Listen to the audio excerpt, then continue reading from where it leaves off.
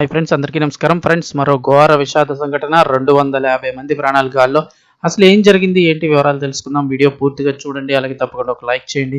మరిన్ని అప్డేట్స్ కోసం ఛానల్ని సబ్స్క్రైబ్ చేసుకోండి. ప్రభుత్వం నుంచి వచ్చే ముఖ్యమైన అప్డేట్స్ అన్ని కూడా ఎప్పటికప్పుడు మన ఛానల్ ద్వారా మీకు తెలియజేయడం జరుగుతుంది. అలా వీడియోని ఒక లైక్ చేస్తే మరింత మందికి ఇన్ఫర్మేషన్ చేరుతుంది. వివరాల్లోకి వెళ్ళిపోదాం. సముద్రంలో ఒక భారీ నౌక సంబంధించి ప్రమాదం సంభవించి 250 మంది గల్లంతైపోయారు. ఈ షాకింగ్ సంఘటన అండమాన్ సముద్రంలో చోటు చేసుకుంది. మెరుగైన జీవితం కోసం ఆశతో మలేషియాకు సముద్ర మార్గంలో ప్రయాణిస్తున్న దాదాపు 250 మంది ప్రయాణికులు గల్లంతైనట్లు అధికారులు తెలిపారు. దక్షిణ బంగ్లాదేశ్లోని టేక్నాఫ్ ప్రాంతం నుండి బయలుదేరినటువంటి ఈ పడవ అండమాన్ సముద్రంలోకి రాగానే ప్రకృతి ప్రకోపానికి గురైంది. ఈ పడవలో ఉన్న వారంతా కూడా రోహింగ్యా శరణార్థులు, బంగ్లాదేశ్ పౌరులుగా గుర్తించారు.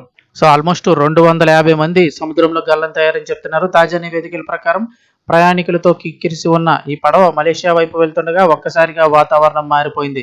సముద్రంలో పెద్ద ఎత్తున ఈదురుగాలులు వీయడం, కెరటాల ఉధృతి పెరగడంతో పడవ నియంత్రణ కోల్పోయి బోల్తా పడిపోయింది. పడవలో కూడా సామర్థ్యానికి మించి ప్రయాణికులను ఎక్కించడం కూడా ఈ ప్రమాద తీవ్రత పెరగడానికి ఒక కారణం అని చెప్తున్నారు.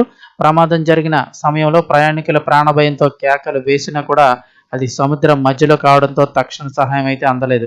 ఈ ప్రమాద సమాచారం తెలుసుకున్న వెంటనే తీర రక్షక దళాలు, సంబంధిత అధికారులు గాలింపు చర్యలు ప్రారంభించారు.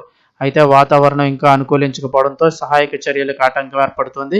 గల్లంతైన వారిలో మహిళలు, చిన్నారులు కూడా ఉన్నట్లు సమాచారం. ఇంతవరకు ఎంతమంది ప్రాణాలతో బయటపడ్డారనే విషయంపై స్పష్టత రావాల్సింది.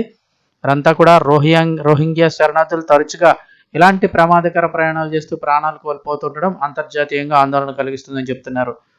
వాళ్ళు ఏంటంటే ఆల్మోస్ట్గా దక్షిణ బంగ్లాదేశ్ నుంచి మలేషియాకి అయితే బయలుదేరారు. మార్గ మధ్యంలో అయితే కనుక వాతావరణం అనుకూలించక 250 మంది గల్లంతైపోయారు.